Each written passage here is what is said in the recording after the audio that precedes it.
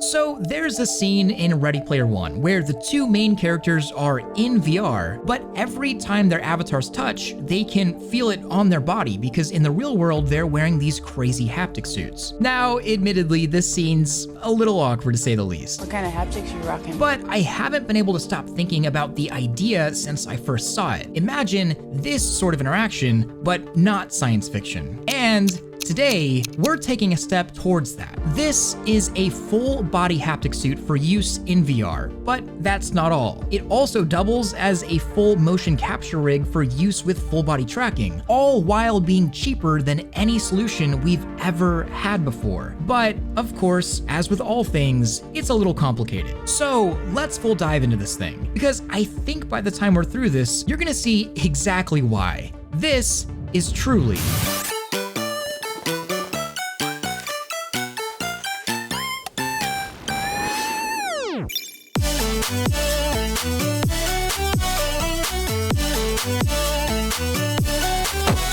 Hello and welcome to Virtually Odd. We're finally back with season 2. It's been a long time coming, and geez, does it feel good. And in case you're new, this is a series where we take a look at the weird past, odd present, and unknown future of all sorts of virtual reality technology. And it's all hands-on. From treadmills to $10,000 headsets to brain-computer interfaces, today we're gonna be talking all about this. This is the Shockwave suit. As I said, it's the very first consumer full-body tracked full haptic suit. It's sort of a modern day immersion rig, or at least as close as we can get to it right now. And this actually first piqued my attention about 3 years ago when I first mentioned the project, but back then I did it with a lot of skepticism because Shockwave popped up on Kickstarter promising so many things that it was almost unbelievable. This thing supposedly has 72 haptic motors positioned all over the suit that allows you to feel VR everywhere, from arms to chest to back to legs, even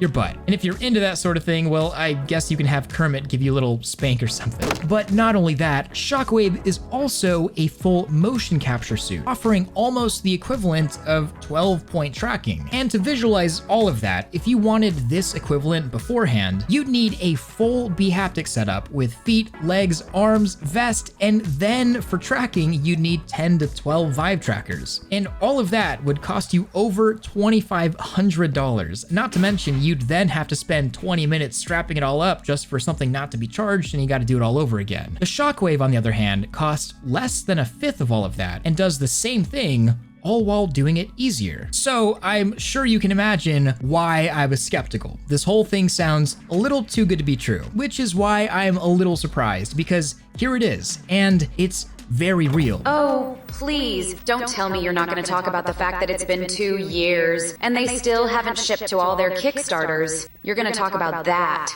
Right, Thrill? Hey, hold on just a moment. I'll get to that. Just let me talk about this thing first. In the box, you get the full suit, a battery pack that holds 3 rechargeable AA batteries that Shockwave says should last around 9 hours or so. Of course, with the option for a battery bank instead. And the setup is surprisingly easy. You just throw the suit on right over your clothes, although this sort of thing over pants just felt a little bulky. I mean, this thing in general just isn't gonna win you any beauty contests anyways, so you might as well make yourself as comfortable as possible. And I found that wearing compression pants underneath was by far the most comfortable setup. And then on the PC side, there's no need for a Bluetooth dongle or anything like that. When you install the suit's Steam VR driver and launch their calibration application, it just automatically connects. Not sure exactly how, but it does. And now we can talk about this application that they have you use for everything, and admittedly, it's just about as jank as it looks. But it does do its job for the most part. Here, I'm able to calibrate all of the IMUs, which yes, this does use IMUs, kind of just like Slime VR. Just it has 12 IMUs, which is double the base setup usually. And I gotta say, at least in the app, the tracking looks pretty darn good. And after calibration, the driver emulates 10 Vive trackers within Steam VR. You got your legs, shoulders, hip, arms, all of it. It's basically 10-point tracking. And in the calibration app, they also also have a few extra demos like rain falling all over your body, which is kind of crazy because you're able to feel it from your shoulders all the way down to your foot. And if you lay down looking up, then the rain will be hitting your chest. And of course, if you turn around, then it'll start hitting your back. It actually feels pretty precise and it's a pretty crazy feeling. There's also a couple other demos like an explosions demo, but it's kind of just more of the same. Because as cool as demos are, if a suit like this only worked with a demo, it'd be pretty useless. And honestly, whenever I first got it, that's kind of all it did work with. A few months later though, and Shockwave now has Beat Saber, Half-Life Alyx, Boneworks support, as well as a few others. Even audio to haptic and a full SDK, and while that's not as much as B-Haptics for example, it's a decent start. I do gotta say though, most importantly, it does have full VRChat OSC support, but we'll get to that in just a moment. Boneworks was a surprisingly awesome experience. Any place you receive damage will light up and vibrate in the corresponding spot, so say you get slapped in the back in game, you'll feel it on your back in real life, which certainly adds a whole new level of immersion to something like this. Also, every time you pull the trigger, a jolt of vibration is sent through your forearm. And for this at least, this suit certainly works pretty well and does add a ton to the experience. That is, after you go through the slog of actually adding the mods, because all of these games, at least for the haptic part, don't have native support for anything. For that, you need the developers of each game to add this support in themselves with the SDK, which means you're just gonna have to take an extra step and add a mod to every game you want to use this with, which is kind of a pain, especially when inevitably something always goes wrong.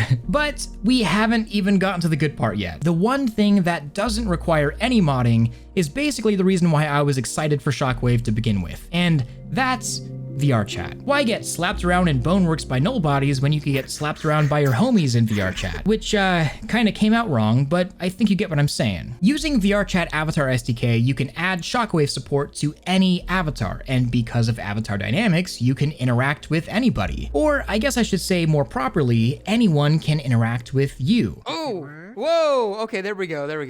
Whether that be a hug, a shoulder pat, slap, shoot, you can even get calf massages from someone all the way across the world. Whatever and wherever people do things to your avatar, you'll just feel it in real life. Of course, it's just vibration. It's not like it actually feels like the thing, but still, you're feeling interaction with people and it's all virtual. It's kind of wild. And of course, we've seen this before with other setups, but never before have we had something that works for the full body, at least not this easily. In total, there are 72 haptic motors, around 16 on the chest, 8 per arm, a couple on each foot, 10 per leg, 8 on the back, and interestingly enough, around 8 on the butt.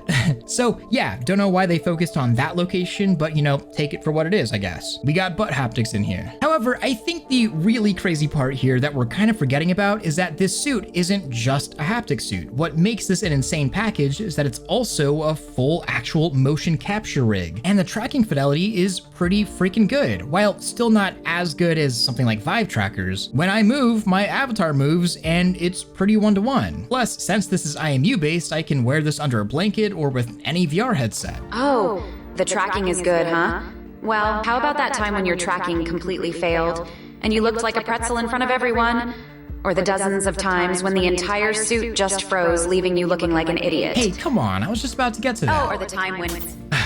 Look, this thing packs a lot of bang for the buck, but as I was about to say, it's not perfect. The haptics and full body tracking work well most of the time. I did run into a few pretty big issues that I gotta mention. The tracking, while better than most methods, just isn't quite as good as something like Slime VR or Vive trackers. Most of the time, it's fine, but occasionally something goes haywire. And of course, you still have that floaty IMU thing going on where you don't look quite concrete. But I think the number one issue I had was the suit freezing and disconnecting randomly. Shockwave did say that this problem has been fixed in the newest version of the suits, but I'm having the issue, so I gotta talk about it. The other problem is that there's no easy way to recalibrate the IMUs when you're in an application. If you've ever dealt with IMU tracking before, you'll know that this is pretty darn necessary. IMUs are just susceptible to drift, which means you're gonna have to recalibrate occasionally. And with most things, this is fine, it's just a bit of a hassle. With Shockwave though, at least right now, you have to, for example, close VRChat, open the calibrator, calibrate it, close it, and then open VRChat again, and then hope you get a solid amount of time before your next calibration. It's a little annoying. That being said, all the issues aside, this is still pretty freaking cool. It's also kind of hard to directly compare this to anything because it does more than what most things do, and especially for something like VR chat. Right now, this is still looking to be one of the most affordable and versatile pieces of immersive hardware I've ever seen. It's a cheap jack of all trades. But as all things are, there's an even bigger issue here. The Kickstarter. Sheesh, finally. So my initial skepticism for the Shockwave suit seems to have been somewhat well placed. So let's put on the sleuth hat, because this is part of why this is so odd. Shockwave got its start on Kickstarter all the way back in 2020. With 563 backers, they raised $161,000 with only around 400 of the backers actually paying. Now, fast forward to 2023, and Shockwave says they still haven't shipped about a quarter of their suits to backers, and 2 years has passed. So, just what the hell happened? This is a dope piece of tech with a lot of potential, and I don't smell scam here because unlike most Kickstarter scams, it is a real product. They have shipped quite a bit. And when you actually look into it, turns out things weren't quite what they seem. Because even though the price has shot up all the way to around $400 or so for one of these, back in 2020 during the Kickstarter, they were trying to sell these for just $190 for the base kit, which is barely even breaking even. Turns out that decision was kinda stupid because just a few months later, component costs skyrocketed and chip shortages plagued the entire industry. Within just a few months of their Kickstarter closing, they were losing money every time they shipped a unit. And you know, the funny part is, I probably would have actually believed this was real back then and not a Kickstarter scam if it had cost more. And then they ironically wouldn't even be in this situation because they'd have more cash flow. But everybody has 2020 vision in hindsight. And that brings us to the current state of Shockwave. And you know what? If any company is ever gonna put me in this position that you're about to hear, I think you all deserve to know about it too. Here's the call that I had with Shockwave to talk about what's going on. Now, just after the Kickstarter campaign and we started manufacturing the suits, the price of IMUs shot 5x, like literally 5x and above. So whatever stock we had, we just manufactured and we delivered to our backers. So about 100 odd backers do not have their suit, and they are, I think, waiting for it, and we are working on that. But the problem is, when you have to buy things cheap, you have to buy them in bulk. We don't have the resources right now to buy them in bulk. That is the reason. No profits, nothing. We want to deliver all the suits to the leftover Kickstarter backers. So that is the reason we are going for pre-orders. I'll be very frank here. I really shouldn't say it as a businessman, like as an entrepreneur, I shouldn't be saying it, but things depend on you. I shouldn't say, but the fate of this company is kind of dependent on you. I'm not putting too much pressure on you, but this is the fact, man. And please get this video out. You got it. Cool. Alrighty. Well, I'm gonna go get to work then. So, the entire fate of Shockwave apparently rests in my hands, or maybe this video's hands. But the funny part about all of this is that I can't actually do anything. And if what I heard was right, Shockwave wants to essentially subsidize their unsent Kickstarter hardware with a new batch of pre-orders. Charge a little more than they would so they have enough money for all the units. And they're relying on a video like this to do that, which I feel is almost disingenuous if I wouldn't include that. And so I think this is pretty darn interesting. If this is the kind of thing that gets you excited, is it worth the gamble on a haptic full-body tracksuit that maybe won't happen for a while and bail them out? Or is it better to just look at Shockwave as yet another failed Kickstarter that bit off a bit more than it can chew at the wrong time? And I think this situation right here is exactly why, in the future, we're all gonna look back at Shockwave, no matter which way it goes. Whether it turns into vaporware or whether these turn into the best suits ever made, we're gonna be thinking, wow, wow, that was odd. Virtually odd.